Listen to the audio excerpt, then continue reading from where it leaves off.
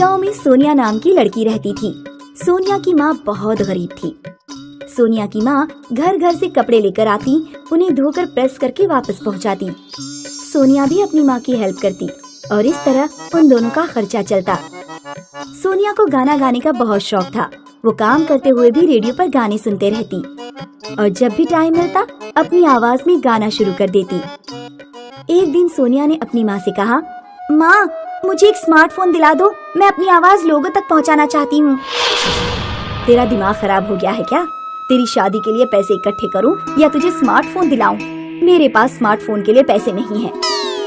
अगले दिन सोनिया अपनी फ्रेंड से एक सिलाई मशीन मांग लाती है और कपड़े सिलने का काम भी शुरू कर देती है। थोड़े दिनों में सोनिया के पास इतने पैसे हो जाते हैं कि वो एक स्मार्टफोन खरीद लेती है और टिकटॉक पर वीडियो बनाने लगती है। एक दिन सोनिया की माँ जब घर पर आती है तो सोनिया टिकटॉक पर वीडियो बनाने में व्यस्त होती है। तू गाना गाने में लगी है और कपड़ों पर प्रेस कौन करेगा? ये गाना वाना छोड़ दे, कल मैं तेरे लिए लड़का देख कर आऊंगी। मैं अभी शादी नहीं करना चाहती। तो क्या करना चाहती है? गाना गाने वाली बनना चाहती है? तेरी उम्र निकल गई तो फिर तुझसे कोई शादी भी नहीं करेगा। सोनिया की माँ सोनिया की शादी कर देती है। ससुराल जाकर सोनिया टिकटॉक पर वीडियो बनाना नहीं छोड़ती। एक दिन सोनिया के ससुर अपने बेटे से कहते हैं, अरे तेरी बहू गाना गाती है, टिकटॉक पर वीडियो बनाती है, गांव भर में हमारी बदनामी हो रही है। नई नई बहू को ऐसे काम करने चाहिए, तो उसे समझाता क्यों नहीं है? पिताजी मुझे इस बारे में कुछ नहीं पता। तो अब तो पता लग गया। सोनिया का पति सोनिया से जाकर कहता है, पिताजी बता रहे थे कि तुम टिकटॉक पर गाना गाकर वीडियो बनाती हो। हाँ मैं बनाती हूँ, मुझे बचपन से ही गाना गाने का शौक है। अरे लेकिन आस पड़ोस वालों का तो सोचो, तुम अब हमारे परिवार की बहू हो। देखो, जिस तरह तुम्हें खाना खाने पानी पीने की जरूरत होती है, उसी तरह मुझे गाना गाने की जरूरत है। ये मेरी जिंदगी का हिस्सा बन गया है। मैं संगीत को अपनी जिंदगी से अलग नहीं कर सकती। सोनिया के ससुर सोचते हैं कि ये ऐसे नहीं मानेगी। एक बार जब रात में सोनिया सो रही होती है तो सोनिया के ससुर सोनिया का फोन उठाकर गांव की नदी में फेंक आते हैं। सुबह को जब सोनिया को फोन कहीं नहीं मिलता तो वो रोने लगती है। हे भगवान, मेरा फोन कहीं नहीं मिल रहा, मैं टिकटॉक पर वीडियो कैसे बनाऊंगी? अरे रो क्यों रही हो? मेरे साथ खेत पर काम करने चलो। वैसे भी हमारा खेत जमींदार के पास गिरवी रखा हुआ है। मुझे तो समझ नहीं आ रहा कि खेत को कैसे छुड़ाया जाए। मजबूरी में सोनिया को खेत पर काम करने जाना पड़ता है। एक दिन टिकटॉक कंपनी की तरफ से सोनिया के पास एक पार्सल आता है। उसमें एक लेटर भी होता है जिसमें लिखा होता है, टिकटॉक पर आपके 2 लाख फॉलोअर्स हो गए हैं। आपकी आवाज लोगों को बहुत पसंद आ रही है। हम आपको एक नया मोबाइल गिफ्ट कर रहे हैं, कृपया वीडियोस बनाते रहें। अपनी नई मोबाइल से सोनिया और भी वीडियोस बनाती है और धीरे धीरे एक दिन ऐसा आता है कि वो टिकटॉक पर सबसे बड़ी स्टार बन जाती है। एक दिन एक म्यूजिक प्रोडक्शन कंपनी की तरफ से सूट बूट पहने एक आदमी आता है और कहता है, सोनिया आपकी आवाज लोगों को बहुत पसंद आ रही है। मैं आपको 20 लाख का चेक देने जा रहा हूँ। आप हमारी कंपनी के लिए गाना रिकॉर्ड कीजिए। सोनिया वो पैसे अपने पति और ससुर को देते हुए कहती है, अब आप अपना खेत आसानी से जमींदार से छुड़ा सकते हैं। मुझे माफ कर दो बेटी, मैंने तुम्हारे टैलेंट को नहीं समझा। आज से 40 साल पहले बरखा रानी 5 साल की थी। बरखा बोलो, 2 एकम 2, 2 दूनी 4। 2 एकम 2, 2 दूनी 4। 2 तिहाई 6, 2 चौके 8। 2 तिया 6, 2 चौके 8। 2 पंचे 10, 2 छक्के 12। 2 पंजे 10। बस बस काफी है। क्या हमेशा ये पहाड़े लगाए रखे हैं? तुम नहीं समझोगी बरखा, तुम जारी रखो। 2 पंजे 10, 2 छक्के 12। अरे बस बस, बहुत हो गई पढ़ाई लिखाई। और क्या करेगी ये पढ़ाई लिखाई करके? आखिर इससे चूल्हा ही तो संभालना है। तो चल मेरे साथ, रोटी बनाना सिखाती हूँ। लेकिन माँ, मुझे पढ़ना है। नहीं कहा ना? चल। अरे अब छोड़ भी दो इसे। आप तो शांत ही बैठिए। जब ब्याह करके जाएगी तो कोई पहाड़ा नहीं पूछेगा, बल्कि ये पूछेगा कि इसे खाना बनाना आता है या नहीं। बरखा रानी के बाबा कुछ ना कर सके और उसकी माँ ने उसे चूल्हे चौके में झोंक दिया। खाना पकाते पकाते बरखा रानी बड़ी हुई, उसकी शादी हो गई और वो अब भी खाना ही पका रही थी। वो अक्सर ये सोचती कि काश वो भी पढ़ लिख पाती। मेरी माँ ने तो मुझे पढ़ाया नहीं, लेकिन मैं अपने बच्चों को जरूर पढ़ाऊंगी। कुछ सालों बाद बरखा रानी को एक बेटा हुआ। अब बरखा रानी बहुत खुश थी। अब यही मेरे पढ़ने का सपना पूरा करेगा। ये पढ़ लिख कर बड़ा अफसर बनेगा। बरखा रानी ने अपने बेटे के लिए कई किताबें लाई।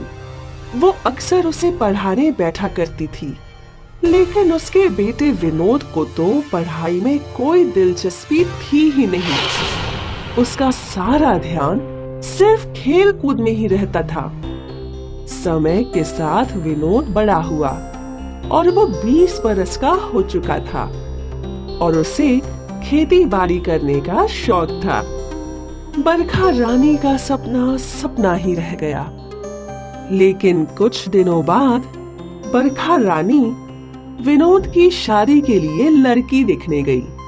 उस लड़की का नाम नंदिनी था और वो सुंदर, सुशील और पढ़ी लिखी थी।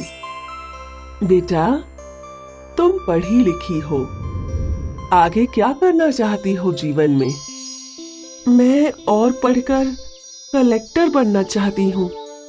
बस यही बात बरखा रानी को भा गई। विनोद और नंदिनी की शादी करवाकर बरखा रानी उसे अपने घर ले गई।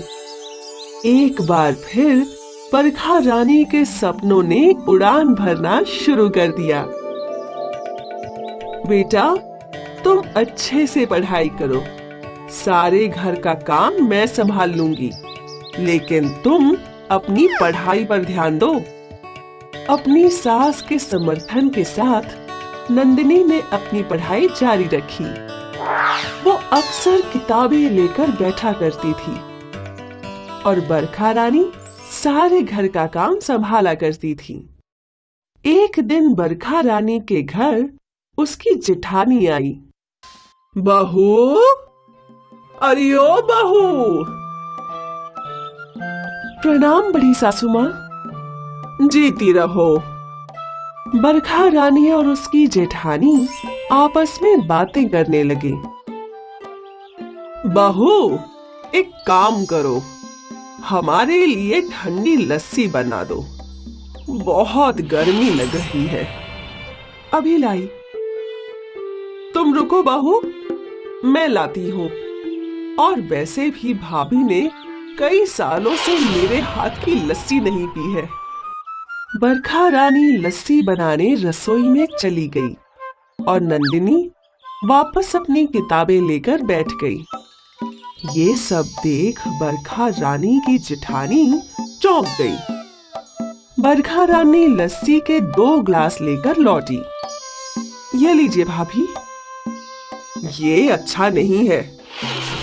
क्यों? लस्सी में कोई गड़बड़? मैं लस्सी की नहीं, तुम्हारी बहू की बात कर रही हूँ।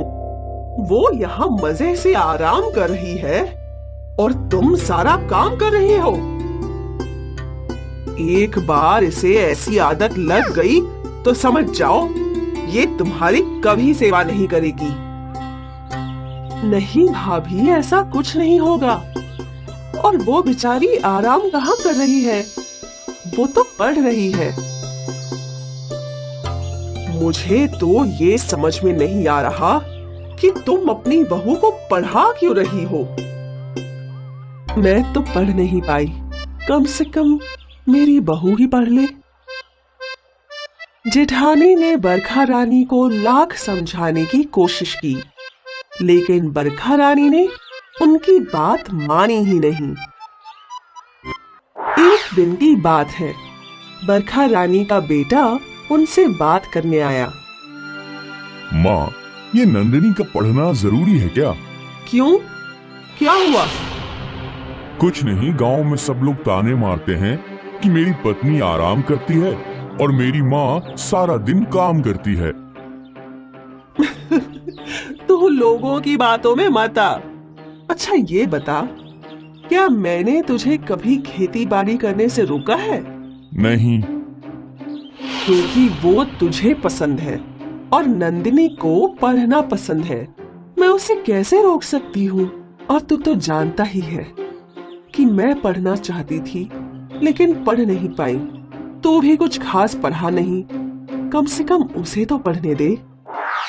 ठीक है माँ। बरखा रानी ने अपने बेटे को भी मना लिया। नंदिनी ने IAS की परीक्षा दी और पास होकर वो उस जिले की कलेक्टर बन गई।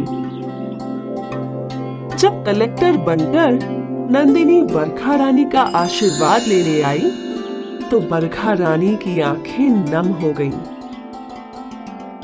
सासू माँ, ये सब सिर्फ आपकी वजह से हुआ है। बरखा रानी ने अपनी बहू का माथा चूमा। अब जब बरखा रानी गांव में घूमती थी तो उन्हें गर्व था कि उनकी बहू कलेक्टर है। तो बच्चों, इस तरह एक सास ने अपनी बहू को कलेक्टर बनाया और आखिरकार बरखा रानी का सपना उनकी बहू नंदिनी ने पूरा कर दिया।